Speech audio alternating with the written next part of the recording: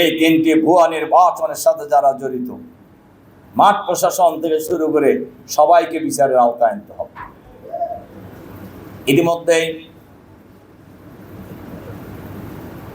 প্রধান উপদেষ্টা ডক্টর ইউনূস সাহেব তার ভেরিফাইড পেজে একটা স্ট্যাটাস দিয়েছে, আপনারা অনেকেই দেখেছেন, যে তিন নির্বাচনের সাথে যারাই জড়িত মাঠ পর্যায়ে সবাইকে চিহ্নিত করতে হবে।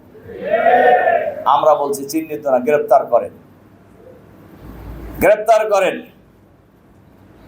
আমরা বলেছি বাংলাদেশের অর্থনীতিকে যারা ফোকলা করে লক্ষ লক্ষ কোটি টাকা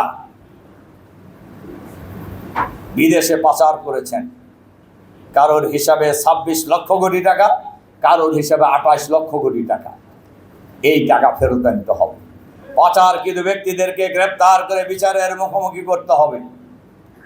আমরা বলেছি প্রয়োজনীয় সংস্কার করে আগে স্থানীয় সরকার নির্বাচন, এরপরে জাতীয় সংসদ নির্বাচন দিতে হবে। আমাদেরকে অনেকেই প্রশ্ন করেন সাংবাদিক বন্ধুরা যে খান ভাই আপনারা স্থানীয় সরকার নির্বাচন কেন চান আগে? আমরা বলেছি বাংলাদেশের 54 বছরের ইতিহাসে কোন দলীয় সরকারের অধীনে কোন নির্বাচন নিরপেক্ষ হয় নাই।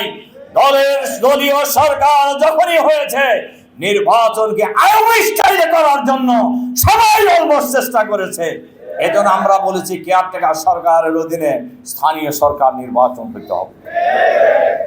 এবং আমার মনে হয় এই দাবি শুধু জামাতের না, গোটা বাংলাদেশের মানুষের। এরপরে স্থানীয় সরকার থেকে জাতীয় সংসদ নির্বাচন দিতে হবে। জাতীয় সংসদ নির্বাচনের আগে অন্তর্বর্তীকালীন সরকারের প্রধান দায়িত্ব, একটা তো বলেছে প্রয়োজনীয় সংস্কার, 2 নম্বর হলো লেভেল প্লেইং ফিল্ড তৈরি করতে হবে, সবার জন্য সমান অধিকার নিশ্চিত করতে হবে, প্রশাসনকে নিরপেক্ষ ভূমিকা পালন করতে হবে, যেন তেন প্রকারের কোন দলকে ক্ষমতায় আনার কোন নীল নকশা ষড়যন্ত্র বাংলাদেশের 18 কোটি মানুষ বাংলাদেশে বাস্তবায়ন করতে দেবে না ইনশাআল্লাহ। বাংলাদেশের গ্রামে গঞ্জে শহরে নগরে বন্দরে চাষটল থেকে সচিবালয়ে সর্বত্রই আওয়াজ উঠেছে, সব দল দেখা শেষ, জামাত ইসলামীর বাংলাদেশ।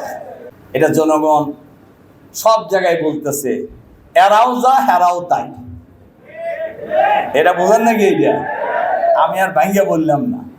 বাংলাদেশে সম্পদের কোনো অভাব নেই, অভাব হলো সৎ, দক্ষ, যোগ্য, দুর্নীতিমুক্ত নেতৃত্বের অভাব।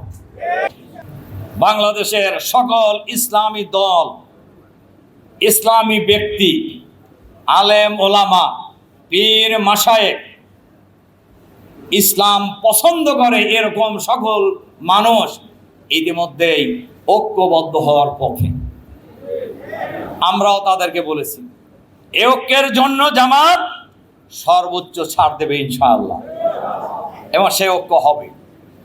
ইতিমধ্যেই সর্বত্রই ইসলামী দলগুলির মধ্যে আলোচনা হচ্ছে, এবার ইসলামপন্থীদের ভোটের বাক্স হবে একটা ইনশাআল্লাহ, ইনশাআল্লাহ, ইনশাআল্লাহ। কাজেই বাংলাদেশে আগামী দিনে অনেক শহীদের রক্তের বিনিময়ে অর্জিত বাংলাদেশ, অনেক ত্যাগ এবং কোরবানির বিনিময়ে অর্জিত এই নতুন বাংলাদেশকে আগামী দিনে গড়ে তুলতে হলে জাতীয় ঐক্যের কোনো বিকল্প নাই, জাতীয় ঐক্যের কোনো বিকল্প নেই। কাজেই ওয়ার্ড সভাপতি ভাইদেরকে সেই জাতীয় ঐক্য গড়ে তোলার ক্ষেত্রে গ্রামে গঞ্জে ঐতিহাসিক ভূমিকা পালন করতে হবে। আর একটি কথা বলি আপনাদেরকে, আমরা 5ই আগস্টের পরে মনে করছি যে আর ত্যাগ কোরবানির প্রয়োজন নাই। কথা কি ঠিক? না, ত্যাগ কোরবানির যে মানসিকতা নিয়ে আন্দোলন আমাদেরকে তৈরি করেছে, এক মুহূর্তের জন্য আমরা সেই মানসিকতার পরিবর্তন করব না ইনশাআল্লাহ। দিনের বিজয়ের প্রয়োজনে আমরা সর্বোচ্চ ত্যাগ স্বীকারের জন্য সব সময় প্রস্তুত আছি ইনশাআল্লাহ। ইসলামী আন্দোলনের বিরুদ্ধে ষড়যন্ত্র আগেও ছিল, এখনো আছে, ভবিষ্যতেও থাকবে। ষড়যন্ত্র বন্ধ হবে না।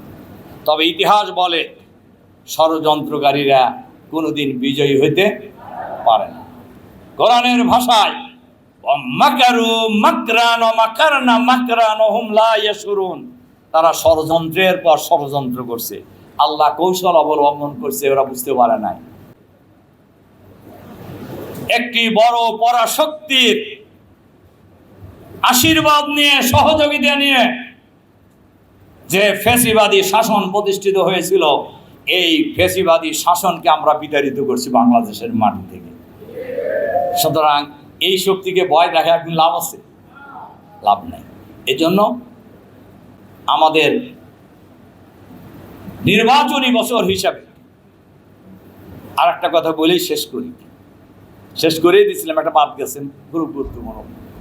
আমাদের কাছে যেটা খবরও আছে টুকটাক, কেউ আওয়ামী স্টাইলে নির্বাচন করে ক্ষমতায় যেতে চায়। এবার বাংলাদেশের মানুষ সেটা হইতে দেবে না ইনশাআল্লাহ।